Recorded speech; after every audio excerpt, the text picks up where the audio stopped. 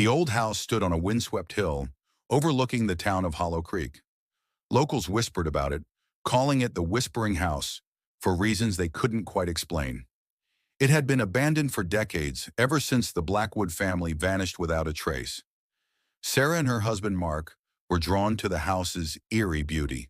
They were looking for a fresh start, a place to escape the city's chaos. Ignoring the townspeople's warnings, they bought the property for a surprisingly low price. The first few weeks were idyllic. They spent their days renovating the house, stripping away the old wallpaper, and painting the walls in warm, inviting colors.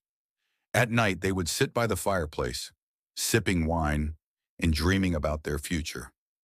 But as the days turned into weeks, strange things began to happen. Sarah started hearing whispers, faint and indistinct, like voices carried on the wind. Mark dismissed them as the old house settling, its timbers groaning under the weight of time.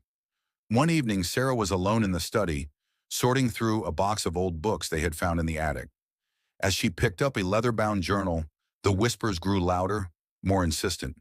She opened the journal and began to read. It belonged to Abigail Blackwood, the matriarch of the family.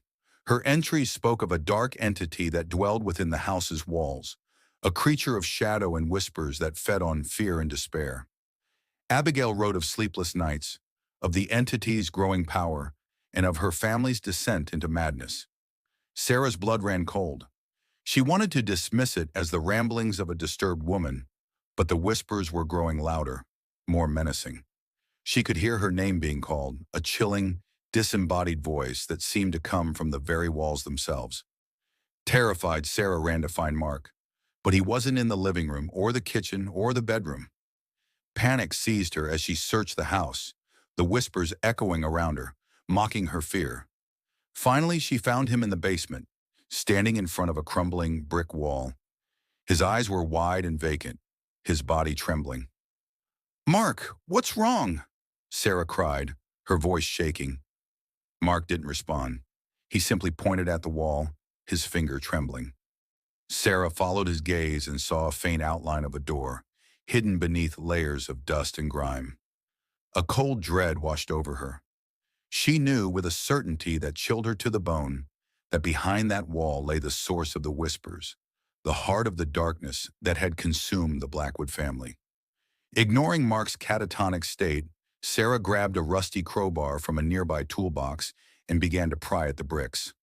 The whispers intensified, swirling around her like a vortex, urging her to stop, to turn back. But Sarah was determined.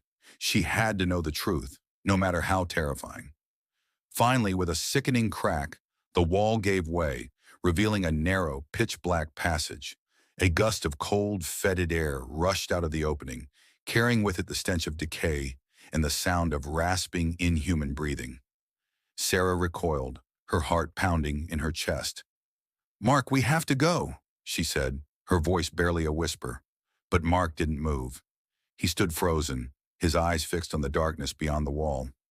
Driven by a primal fear, Sarah abandoned her husband and fled the house, the whispers chasing her like vengeful spirits.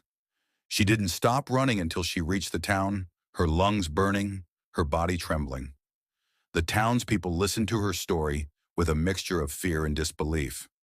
Some dismissed her as hysterical, while others nodded grimly, confirming their suspicions about the Whispering House. But Sarah knew the truth. She knew that the darkness within the house was real, that it was ancient and malevolent, and that it would never let go of its hold on Hollow Creek. Years later, Sarah returned to Hollow Creek, drawn back to the Whispering House by a force she couldn't explain. The house still stood on the hill, its windows dark and empty, its silence more terrifying than any scream.